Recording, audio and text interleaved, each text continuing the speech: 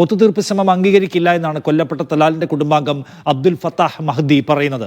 വധശിക്ഷ മാറ്റിവെച്ചത് ദൗർഭാഗ്യകരമാണെന്നാണ് അദ്ദേഹത്തിന്റെ Facebook post. തൗഫീഖ് അസ്ലം കൂടുതൽ വിവരങ്ങളുമായി ഡൽഹിയിൽ നിന്നോടൊപ്പം ചേരുന്നു. തൗഫീഖ്, എന്ന് വെച്ചാൽ ഇവരെ അനുനയിപ്പിക്കുന്നതിൽ അല്ലെങ്കിൽ അവരുടെ മേൽ ഒരു സ്വാധീനം ഉണ്ടാക്കുന്നതിൽ ഇപ്പോഴും വിജയിച്ചിട്ടില്ല എന്നാണോ?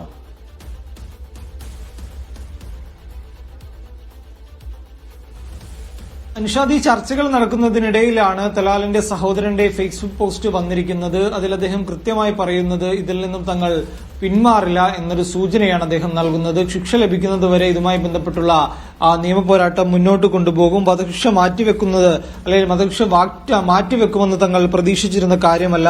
ഈ കേസിൽ നിന്നും ഒരിക്കലും പിന്മാറില്ല എന്നുകൂടി അദ്ദേഹം ഈ ഫേസ്ബുക്ക് പോസ്റ്റിലൂടെ പറയുന്നുണ്ട്. കഴിഞ്ഞ ദിവസം BBC-ക്ക് നൽകിയ അഭിമുഖത്തിലും ഇതേ കാര്യങ്ങൾ തന്നെയാണ് വ്യക്തമാക്കിയിരുന്നത്. BBC അറബിക്ക് നൽകിയ ഒരു അഭിമുഖത്തിലായിരുന്നു ഇതുമായി ബന്ധപ്പെട്ട് ചില കാര്യങ്ങൾ തലാലിന്റെ സഹോദരൻ വ്യക്തമാക്കിയത്. പ്രത്യേകിച്ച് ഈ പാസ്പോർട്ട് ഉൾപ്പെടെയുള്ള കാര്യങ്ങൾ പിടിച്ചുവെച്ചു എന്ന് പറയുന്നതെല്ലാം വ്യാജമായിരുന്നു. അത്തരമൊരു ആരോപണങ്ങൾ അതെല്ലാം ആരോപണമായിരുന്നു. അതൊന്നും തെളിയിക്കാൻ ആവശ്യമായിട്ടുള്ള ഒരു രേഖകൾ പോലും ഇവരുടെ കൈവശം ഉണ്ടായില്ല തുടങ്ങിയ കാര്യങ്ങൾ ഉൾപ്പെടെ പറയുകയും ചെയ്തിരുന്നതിന് പിന്നാലെയാണ് ഇപ്പോൾ അദ്ദേഹത്തിന്റെ ഫേസ്ബുക്ക് പോസ്റ്റിലൂടെ ഇത്തരമൊരു പോസ്റ്റ് കൂടി അദ്ദേഹം ഇടുകയും ചെയ്തത്.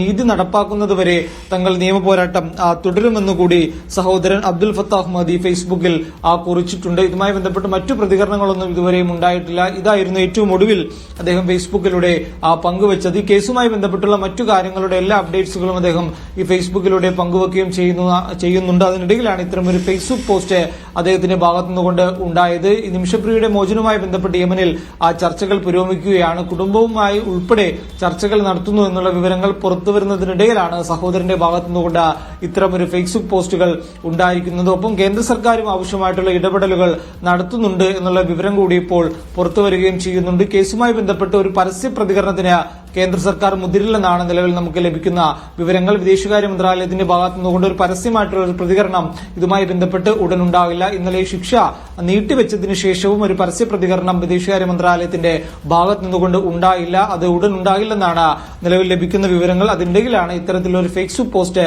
സഹോദരന്റെ ഭാഗത്തു നിന്നുകൊണ്ട് ഉണ്ടായത്.